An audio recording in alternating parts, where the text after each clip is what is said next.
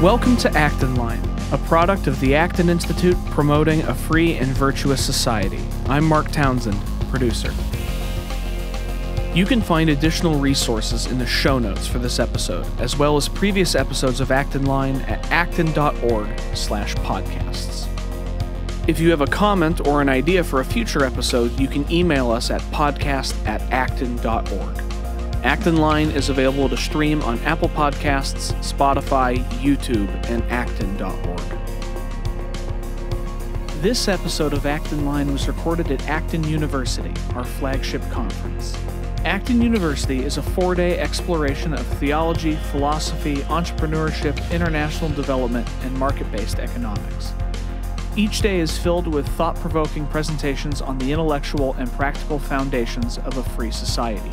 At Acton University, you can sharpen your intellect, expand your worldview, and learn the foundations of genuine human flourishing. To learn more, visit university.acton.org. Welcome. My name is Dan Huger, librarian and research associate at the Acton Institute. Today I'm joined by Clara Piano. Clara is visiting assistant professor of economics at the University of Mississippi. She has won several grants and awards for her work, including the Women in Economic Freedom Grant from the Birdwell Institute and the Novak Award from the Acton Institute. Today we'll be talking about markets and morals and sort of how economists think about that, how Clara's thought about that as a sort of, as an academic, as a student, how she came to these sorts of understandings and how she approaches that as an economist. Clara, welcome to Acton Line, and thank you for being with us. Thanks so much for having me, Dan. Looking forward to the conversation. Yeah. Last year, you spoke with my colleague Dylan Palman about sort of fertility, issues like that. And you had been a Novak Award winner. You were on my radar for a long time. And I came upon a review you did, I think it was last year, for Law and Liberty, in which you talked about, the review was of Father Roberts' Economics of the Parables book. And towards the end of the review, you talked about the first time you heard Father Roberts speak at Creighton University. And I thought that was a really interesting story. And there was a larger story there that wasn't contained in the piece about you were going to the Dominican Republic, and that was on your mind. Can you take us back to undergraduate Clara and what she was doing, what she was thinking about, how she was thinking about economics and development, and, what were the sort of questions you were struggling with and working through yourself at that time? Absolutely. No, I'm grateful for the opportunity to share this story. I haven't had the time yet to kind of put it out there publicly, but hopefully it's helpful to some young people or just to share in general. But when I was in my undergraduate at Creighton University, I had no idea what I wanted to do. I felt a really strong calling, like as a lot of young people do, to be great, to do something meaningful with my life. And I just didn't know what that would look like. And I had become a little bit disillusioned with some of the classes I had taken or some of the other routes I had tried. Mm-hmm. And so I saw that Father Sirica was giving a talk on defending the free market, mm-hmm. and I was about to go for what we call a service learning semester in the Dominican Republic. It's this program meant to teach you more about social justice, about economic development, maybe the dangers of globalism, maybe, how bad sweatshops are, things like this. And so I said, I'm gonna go to this, and I'm gonna learn about. I'm just gonna hear this case, right, mm-hmm. for free markets. And it was a pivotal moment in my life because I immediately knew that this is correct. And so growing up, I was lucky to have two fantastic parents who were both business people. Mm-hmm. My dad still runs a for-profit business, and my mom still helps out with a nonprofit school. And so I instinctively knew that business was good at that kind of local level. I could see a lot of the good in the community, but I didn't know how that scaled. I had a problem understanding what that looked like when we're thinking about policy, we're thinking about institutions. Mm-hmm. And he provided that picture. He really laid it out nicely. And then I would follow up. So I brought his book with me to the Dominican Republic. Yeah. and it still has sand in it in my copy. I just checked the other day, and I hope it never gets out. And I read that. I read some Michael Novak. I read John Paul II's encyclicals. I started reading a lot more in this great literature then that I realized making the case for the free market from the moral perspective. And here I am. The rest is history. It's a message that I feel really strongly about. Yeah. So when you were at Creighton and you had these questions, were you already then pursuing a degree in economics, or was that something that came later? You mentioned that you became disillusioned with several things, switched tracks a couple times. How did this sort of introduction to this sort of way of thinking change that academic trajectory for you, or were you already along a path on economics, and did it just change the way you pursued that? No, so I was not an economics major at the time. I would add that maybe a year later, and then I didn't even decide to go to grad school until my senior year of college. I was really wrestling with, what is the right path, trying a lot of things. So, for instance, I came in wanting to study English and history. I just knew I loved to read and write and to learn, and, maybe I'll be a teacher. So I was teaching in the Dominican Republic. I felt really called to teaching and reading and writing. And, of course, that's part of my life now as an economist, as an academic. But I just didn't know what that picture looked like. No one in my family had gotten a PhD before.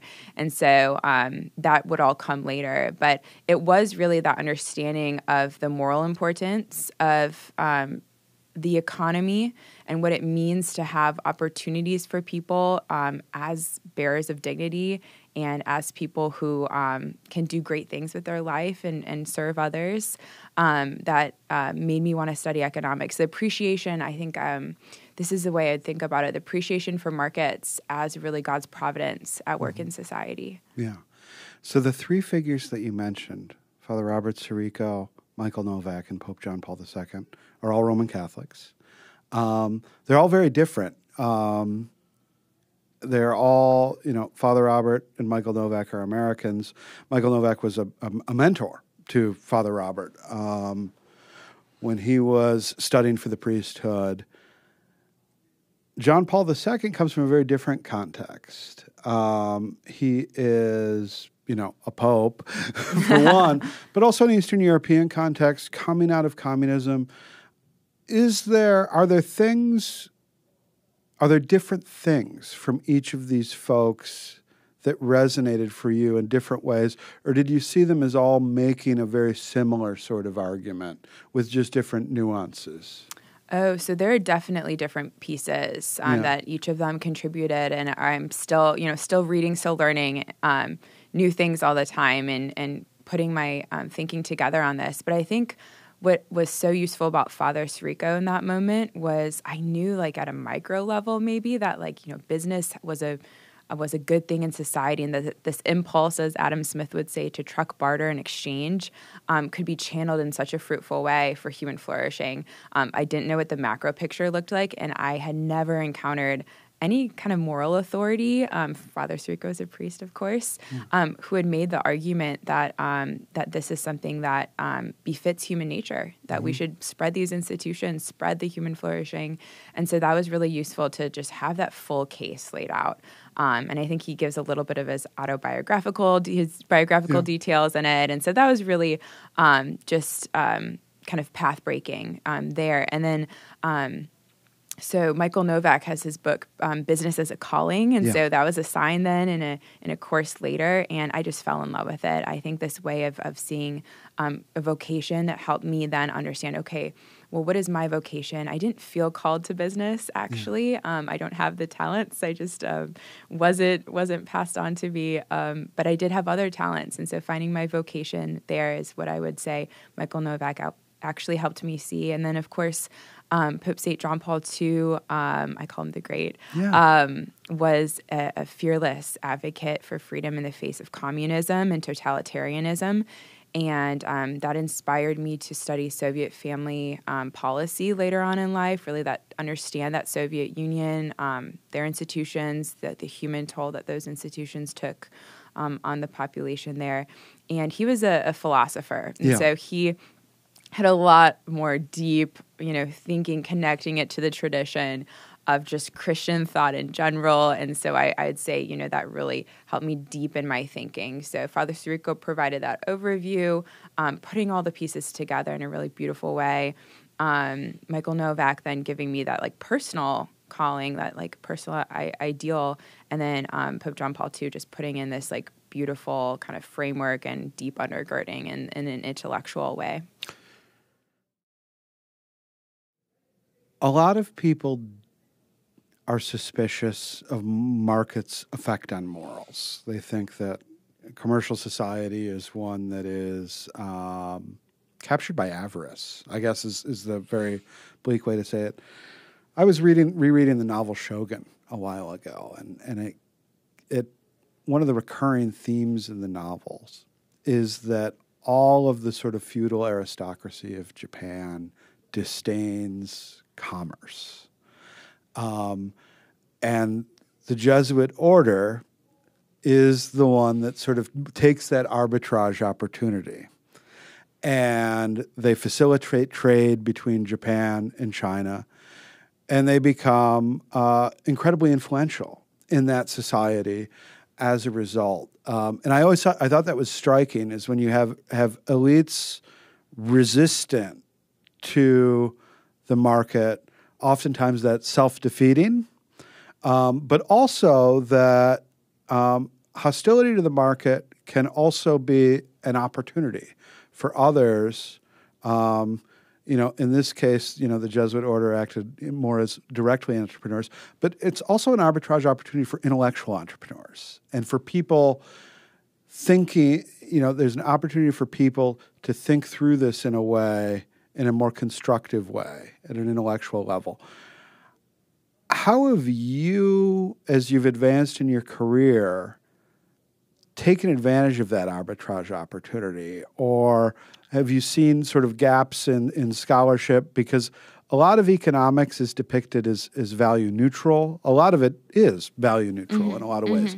But there's also a place for talking about, because when we're talking about economics, we're talking about people doing things together. We're talking about social cooperation and the division of labor, and that involves human people who have aspirations, who have dreams, who are informed by their religious faith, who view their work in the world as indeed a calling,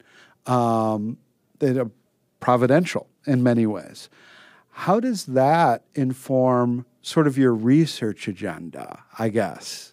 Yes, no, I think it's informed at least two papers that I can think of off the top of my head. So really, my first big project that started in undergraduate with a history of economic thought course taught by Dr. Michael Thomas, and then continued and was published in graduate school, was about the School of Salamanca, or the late scholastics, and their contributions. And really, they're identified as having the first actual economic analysis in from what we can tell in human history. And so what happened there is a similar story to the one that you just described, which was that there are some elites in power, and there's basically these, there's the king, of course, and there's these licenses that were given out for international trade. And there's a lot of regulation and a lot of control of the market at that point. And what the local kind of priests and professors were noticing was that a lot of this was hurting the poor. So the fact that there was inflation, there were lots of restrictions on trade, and also that there was an attempt to take the property of the native peoples in the New World. And they started saying, well, actually, even if they're not Christian, they have private property rights. And their rights to private property are valid apart from their status as baptized or unbaptized.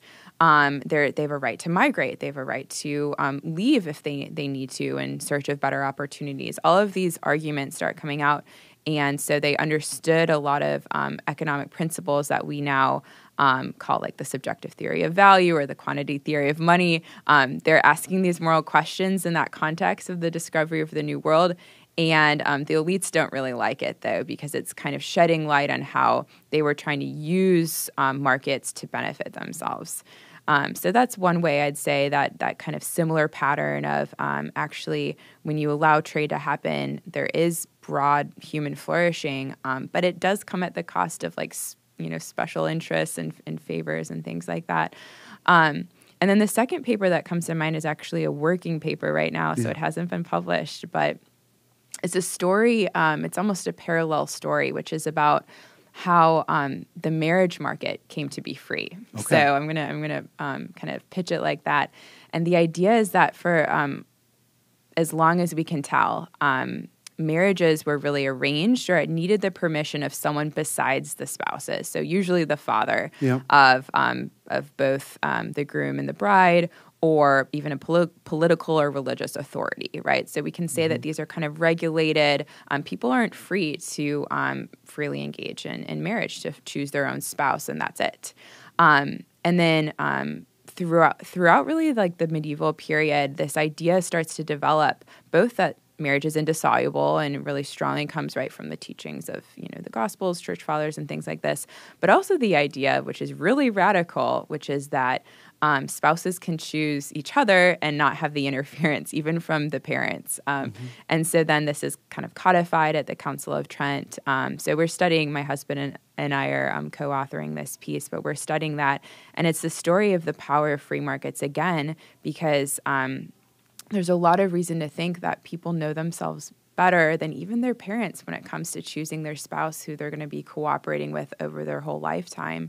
And so that this is unleashing a lot of kind of like higher quality matches than would otherwise be the case. So the power of free markets is everywhere, and it does have a wonderful, I think, moralizing force when it's properly used and when it's properly conceived of and institutionalized. That's great. Are there any other colleagues or friends that you know that are pursuing sort of similar lines of inquiry, or whose work you're inspired by as an academic? There's so many. So, I mean, we brought up Dylan earlier. So he's pursuing a really interesting research agenda in Orthodox social thought. Alex Salter is another person who comes to mind, right? He's written a great book on distributism and thinking about the contributions of that line of thinking, but also its shortcomings in terms of just like sheer kind of economic understanding. Anne Bradley is a mentor of mine as well. And then I think another person who comes to mind specifically in my own research field of family economics is Catherine Pocolick. Has done a lot of great work, a former Novak winner as well. So she's an inspiration, and she's applied this, I think, to thinking about family policy and pronatal policy and saying, well, it's probably not a good idea to try to control the number of people or to target an optimal population. Instead, she says, free the temple, let religious organizations do what they do best, give them religious liberty, and people will tend to know, right, what the right number of children is for them in their own circumstance. It's probably not good to have that be a top-down policy. And so those are just a couple of people I've been really inspired by. So there's two dimensions to the life of folks in academia, and one is the research and writing, but the other is the teaching. How does this understanding of morality and markets inform the way you teach your students and the way that you encourage them to develop their own vocations in your capacity as a teacher? It absolutely influences my teaching, and I think it makes it such a pleasure to teach, because I think that when I'm teaching so I teach a Principles of Microeconomics course every single semester at the University of Mississippi at Ole Miss. And on the first day, I tell my students, my goal for this course is for you to fall in love with grocery stores, is for you to go into our local Walmart and say, this is absolutely a magnificent site. And to understand that there's so much cooperation, there's so much human ingenuity, and there's so much sacrifice that went into that institution to getting you the bananas throughout the year. that you're enjoying for breakfast. And so that's one of the small ways is that I try to share the wonder and the beauty and the awe of this market mechanism that we have. Mm-hmm. But then another way is that another lesson I emphasize, I'm a little bit later when we're talking about like syntaxes and things like that in my course, is that the only way to really eliminate a market, if we're thinking, because markets can be misused. Yeah. You can have markets in illicit goods and markets in really immoral practices. And the only way to really get rid of them, though, is not to try to stifle it with some regulation or ban it or outlaw it. This is something Thomas Aquinas knew, of course. Mm-hmm. He was writing about prostitution, but to get rid of the demand. That's the only sure way to eliminate a market that we think is harming other people and really immoral. Mm-hmm. You need to get rid of demand. And what does that mean? Well, that means you need to stop demanding, right, mm-hmm. those bad things. Stop desiring, right, what is wrong and desire what is right. And so I think those are maybe two small ways that I've been able to share that with my students. And it's also shaped the courses that I've tried to teach. Yeah. So I'm excited that I have a great boss, and he's letting me teach a family economics course every Wonderful. Year. And that'll be switching off with also an economics of religion course. So we're going to interrogate really the literature around the economics of religion, what's going on with religion. Does economic growth make people less religious, right, and vice versa? So all of those big questions. That's great. So we've talked about one perspective on this, which is your professional and vocational perspective, and how you bring this to your research and writing, how you bring this to your students. But if we look at this from the other angle, as a religious believer, as a member of a church, what are the things that you see in the Catholic Church in particular, but also in religions generally? You don't feel limited to have to address this, where you see maybe church leaders struggling with economics, and what sort of advice or guidance would you offer them in understanding the relationship between morals and markets? That's a really good question. So it's unfortunate that a lot of religious leaders, I think, are skeptical of business as a calling, as a vocation. I think that's a mistake. I think it's easy to look down on the people who serve us, the people who are serving us at a restaurant or starting up a business and failing and trying again, mm-hmm. Because we're in charge basically of their success as a company. But I do think that there needs to be a better appreciation. I think this is changing a little bit. I've been inspired actually by seeing how many of my Protestant friends have also come to the same conclusions that I met them in grad school or in different parts of my journey. And so I do think it's changing this appreciation for business as a really positive force in society. But in the Catholic Church in particular, I think it's important to recover this idea of thick kind of civil society. And so saying that, yes, business and markets are wonderful and really great, and we need to support them, but there's so many other institutions as well that also do the work that needs to be done and that can do the work that should be done. And it's not always just, an individual in the state or the market in the state, right? There's really a variety of institutions. And I think that this is a really ripe area for investigation is what is the role of the family in society? What is the relationship between the family and the state, or the family and a religious organization and the state, right? What are all of those relationships look like, and how can we better understand how they all serve human flourishing in this life and the next? Yeah. And so I think that this is an open field for any young scholars, for a lot of research. This is what I've been interested in as well. These ideas of what are the relationships between all of these different spheres of our lives.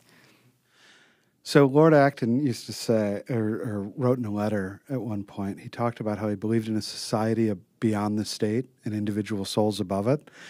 And this is one of my sort of go-to things for what we want, the sort of understanding we want to cultivate in the Acton Institute. And I think that's essential and important, and is too often neglected as well. Switching gears from what are folks in the church maybe missing out on this conversation, to what are their really outstanding contributions to? Because it's easy to be just critical. But at the same time, the church has tremendous resources to bring to bear on these questions. And what are the things that you think the church really gets right in its emphasis that maybe more economists should pay attention to? That's another good question. So it's absolutely correct that the church has a ton of wisdom, just frankly experience from centuries, millennia of learning that we need to draw from if we take knowledge seriously. And we also owe the universities, right, to kind of the church as well. And so I think that what I'm drawing to especially is the 4 principles in Catholic social teaching. So that's human dignity, solidarity, subsidiarity, and the common good. And I think human dignity is actually, from a political perspective, a really tough one these days, and one where the church has a lot to say about the dignity of human life from conception to natural death. And so I think there's just an obvious kind of job there to promote that message. And when it comes to subsidiarity and solidarity, this is another place where I think economists can learn a lot, but also be inspired by that they've stumbled on some similar principles, we'd say, some similar things that we've noticed as well in the social world, which is that for subsidiarity, the problem is often best solved by those closest to it. That's just a kind of a best practices principle, or we see that time and time again. The church also has seen this. She really resists for all of the 4 reasons, but human dignity and subsidiarity, like a totalitarian state, right? That's going to be really harmful to both human flourishing and solving any problems too. And the solidarity that exists between people when they are solving problems, when they're working together, and when they're in a society together, like a man and a wife or in a church, I think that's a place that's ripe for more research. So we talked about Catherine earlier, but like interviews about married couples. How are you able to welcome lots of children and still be educated and still, see this as a rational choice? I think that's a really ripe area for investigation and is really necessary as we start to see loneliness increase and also just human families shrink a lot more, and people then not having siblings, cousins, those types of things, to understand the solidarity component, I think, which is a key thing for human happiness. And then the common good, how does it all work together? I think that's kind of getting at that appreciation from the market perspective, right? God's providence at work through the laws of supply and demand. He didn't leave it to be chaotic. There's an order that we can see at play, and I'm able to benefit from the talents of someone I don't even know, and vice versa. Yeah. There's an interesting methodological point that came to mind when you were talking about Catherine's approach, Catherine Pakaluk's approach of the surveys. Surveys are not something that a lot of economists do. It's and I think that there's a resonance between a certain I just had a conversation with Peter Betke earlier, and we were talking about some of the distinctives of the Austrian school and how in a lot of ways it's a more humanistic, person-centered tradition in economic thought.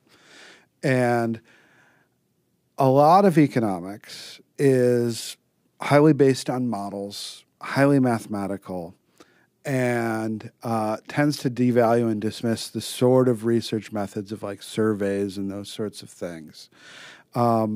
The other thing about the surveys is they bring the person to the center, which is also what Catholic social teaching consistently does. And I think this is a common thread in both that particular tradition of economics and with the Church's social teachings.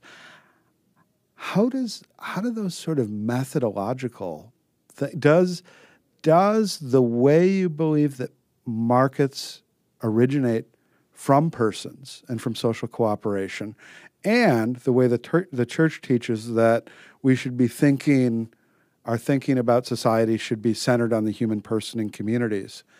How does that inform how economists should go about actually doing their work? Not just their subjects or objects of inquiry, but I think there's something to this. Like it should change the methods a little bit too.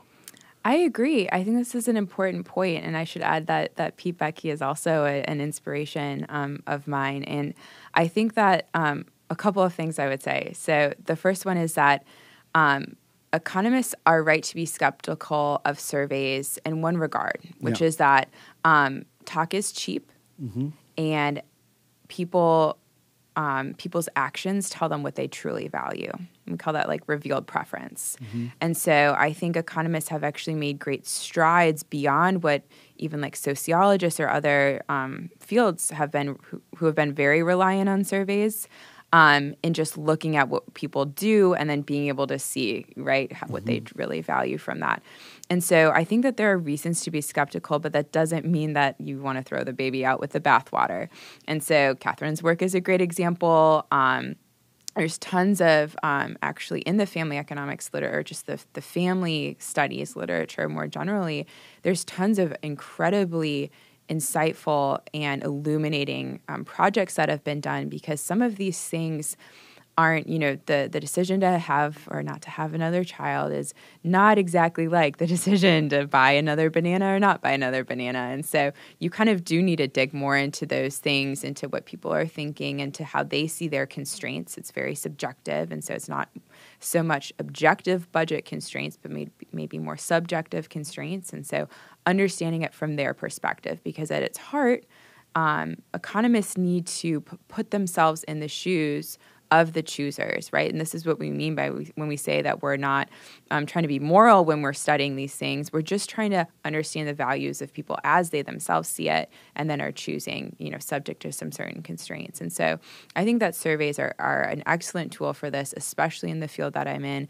and especially because they can center on the human concerns that are hard to express or might be missed by data, which there are many. So I'll give an example. In survey data, we can see that people on average desire to have more children than they currently have. And that's a very consistent finding. It's true across many societies that there's this fertility gap. And that survey really informs like the possibilities for change in society, like lots of the conclusions we're going to be drawing from the raw data of births, of the birth rate, right? It would be very different if people were saying, actually, I'd like fewer children than I actually have or something, right? And so that really matters. And I'll give another example. People maybe aren't aware as much of the methods, but even for measures of unemployment, we use surveys. We ask people, are you seeking a job? Are you seeking employment? Because we can't look at the raw data. If you're, not employed right now, it could be for a variety of reasons. But what we care about is the reason for that you are looking for work, but you haven't found it yet. And so I think about the fertility gap or the fertility intentions data in the same way. It's helping us see this unemployment of potential parents, people who are seeking to have children and maybe aren't married or have encountered some other barriers. And so I think that survey is essential when it comes to thinking about economic phenomena. And the methodology really, at least, so my own methods, I like to do more mixed methods. And that's been inspired by my Austrian education. But also just by understanding Catholic social teaching and how we should be able to arrive at something if it's true in many ways, right? We should see that pattern in many areas. That's wonderful. One of the challenges, I think, for both economists and religious people is dealing with political polarization. So there are a lot of people, particularly although not exclusively on the left, who are suspicious of economics as a discipline they think is constructed as like a political, it's just a smokescreen for a political agenda. And there are people that are similarly skeptical of religion in this way that, it's all this God talk, but it's actually about controlling people and people being busybodies and the rest of it. You are in the unenviable position of potentially finding yourself in the crosshairs of both sets of prejudices. How do you navigate those? So I've never thought of it this way before, but that's right, in the sense that I take my economics very seriously and I take my religion even more seriously. And I think that they both are true. And that's really what draws me to them. But you're right that people can abuse both things. And I think about it this way, because only what is true actually attracts people, a false idea doesn't really, complete error never really, inspires people or has any beauty of its own. But you can take half of the truth then, and so half errors tend to also attract people, and that's why we make mistakes in our thinking very often.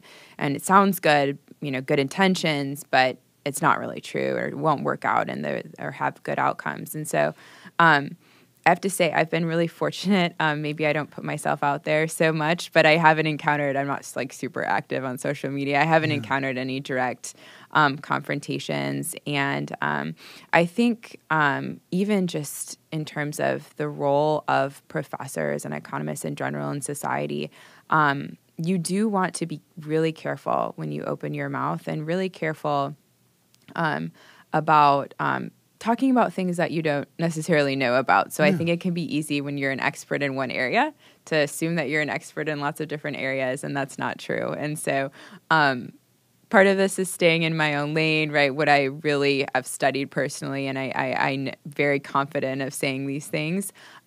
But a lot of it, I think, is also just intellectual humility is a necessary virtue for anyone who wants to be an intellectual, which many people can. Many people cultivate and should cultivate their intellectual life, but you need the humility for doing that as well. So when you don't have the answer, you don't know exactly, or you can't really explain something well, then to say, I don't know, I'm going to get back to you, and those sorts of things. Yeah, that's great. One of the things that has come up again and again in bits and pieces throughout our conversation is history. And this is one thing, the Austrian economist Ludwig von Mises has this entire book called Theory and History, where he gets to the relationship with this. And when we're talking about, particularly about, religion and economics, we're drawing on a lot of historical examples. How do you, as somebody who's, you're not a historian, but it's very, very hard to teach economics. It's very, very hard to learn economics without actually doing the sort of interdisciplinary work with history.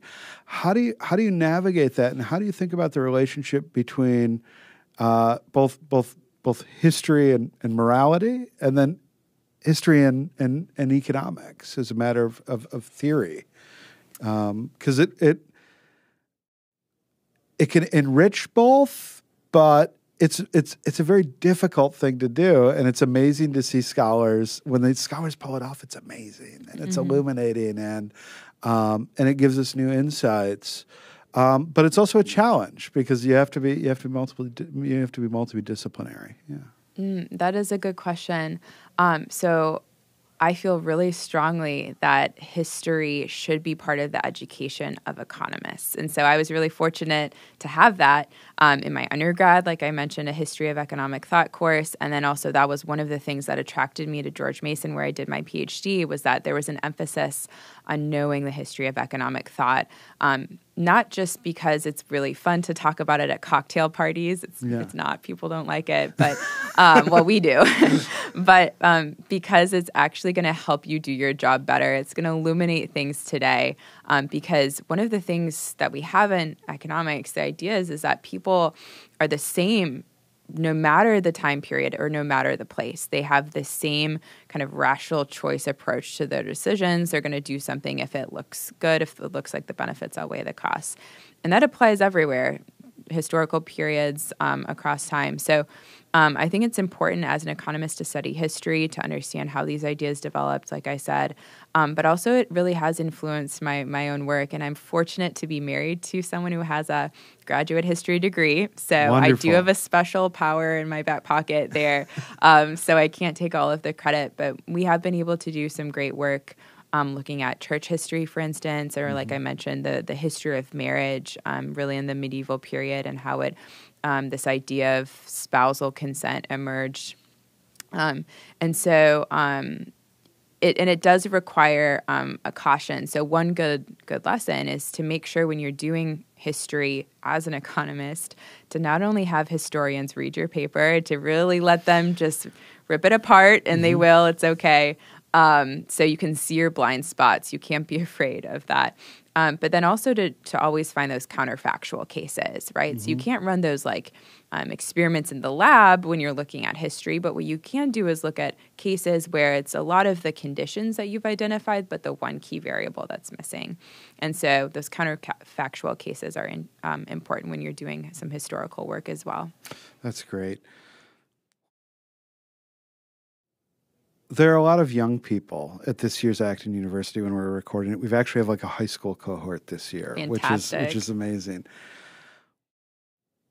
As someone who has sort of gone through thinking about this very, very hard, come out the other end as a successful professional who's doing work, substantive work in these areas, what would you recommend to younger folks,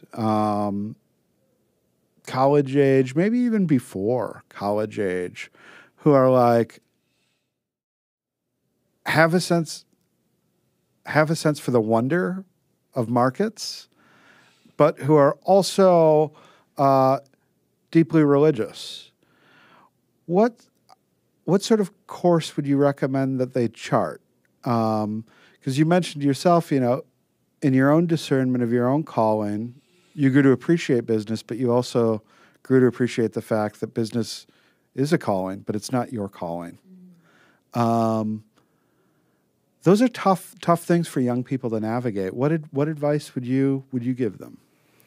Yeah, so what came to mind just then was my first academic job was at Samford University. It's in Birmingham, Alabama, and I loved it. It was wonderful, and I was able to pray with the students before every class. And it was great because the students there were just like you were describing. They're looking for their calling, and they're aware, right? And the prayer was from John Henry Newman, and there's a phrase, some definitive work, this idea that each person is created to do some definitive work, but also that no one else can do that God created you to do this work, and no one else can do it in the same way or in the same capacity that you can. And so that idea of adventure, that idea of what is it, right, that God is calling me to do? And a couple of things that I like to tell young people in my shoes where I was, it's really hard, and I get it. It was actually extremely hard not to know where I fit in the world and to be struggling for a long time. What should I do? Should I, do economic development or, all of these things?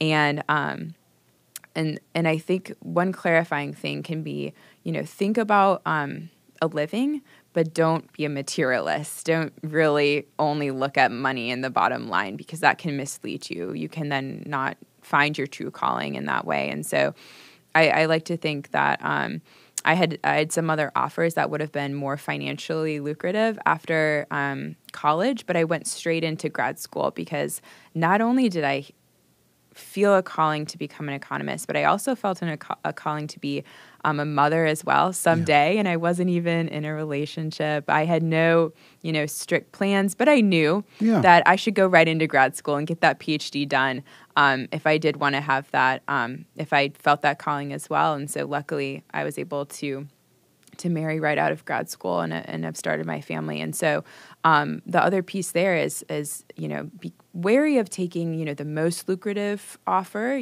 Think carefully about all of the offers, but you'll be able to live off of the salary that the one that, God wants you in. And also look at, your family goals, or like the other piece, right? Work and family. And what are you called to build there? What sort of way are you called to have children, this and that, get married? I think that's a really important piece, that classical vocation, right? Religious life, singlehood, marriage, all of those pieces. And then the last thing is to, when you find it, work really hard, because this is your life's work, and this is a gift that you can give back to God. And just work really hard, and it'll attract the right people to you. So I want to close with a question about attracting the right people to you, because you've studied marriage markets. You've talked about how, the desire for marriage and family and that sort of life was something that was a concern as a young person. It's something that you tailored your life around to get those things to come together, to get marriage and family, and to make the vocational impact that you believe God was calling you to do in the world. There are a lot of young people, and I feel like I'm 41. I'm a geriatric millennial. I feel very, very fortunate because I think the dating market right now, from what I hear from my young Zoomer and Alpha acquaintances, is not fun. And is very frustrating, particularly sometimes for people with religious convictions. And it's difficult to negotiate. And so let's bring the markets and morals together on this question, because you've also studied marriage markets. Mm-hmm.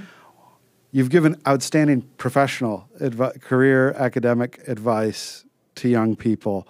What is the dating, marriage, finding a life partner advice that, it can be from experience, it can be from your research, it can be from the teachings of the church that have resonated with you and informed a lot of your actions, because it's something that, I get, you have these conversations, you have these conversations with young people, and my heart goes out to them. And my cousin's wife set me up with my wife. I basically family did the selection for me. But not everybody has that luxury. And people's circumstances are all over the place, really, really different. What have you found has been do you have any advice that people in a wide variety of circumstances might find helpful? Yeah, no, this is a great question.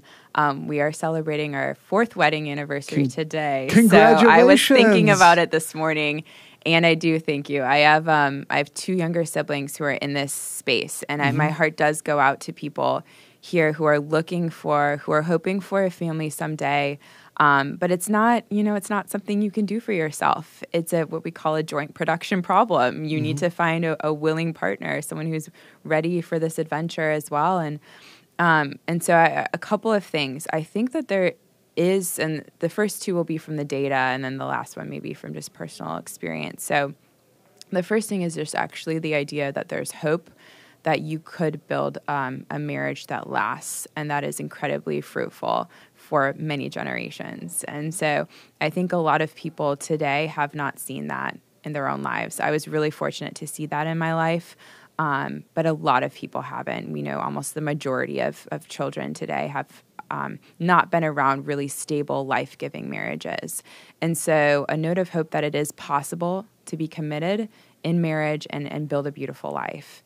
And so believing that. And then the second piece is really putting yourself in the places where someone you would like to meet would go, right? Yeah. So putting yourself out there. And again, this is just from the research, if these are your values, if you are, you really care about your faith and that you want that to be a centerpiece in your life, go to religious events, go to the daily masses or the get-togethers, the socials, the Bible studies, whatever it is that your organization hosts, be active in it, doing things in the social world and putting yourself out there. And that's very often where matches happen.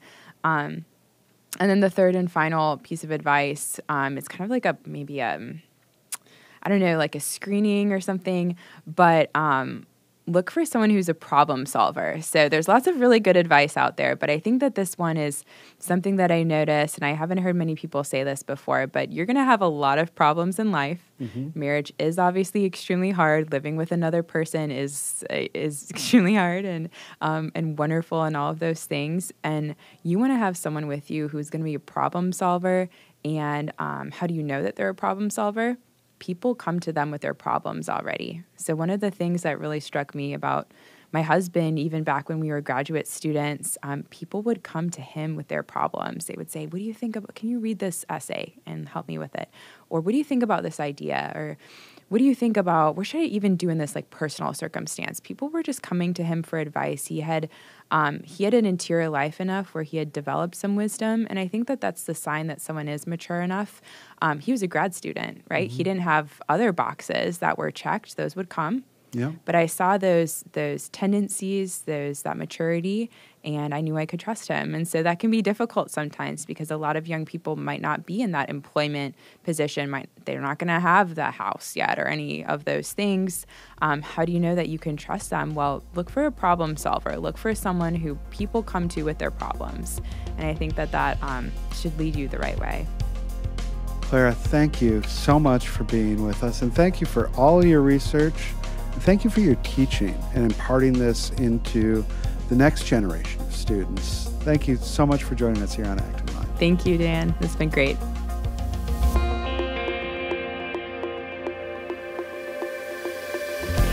Thank you for listening.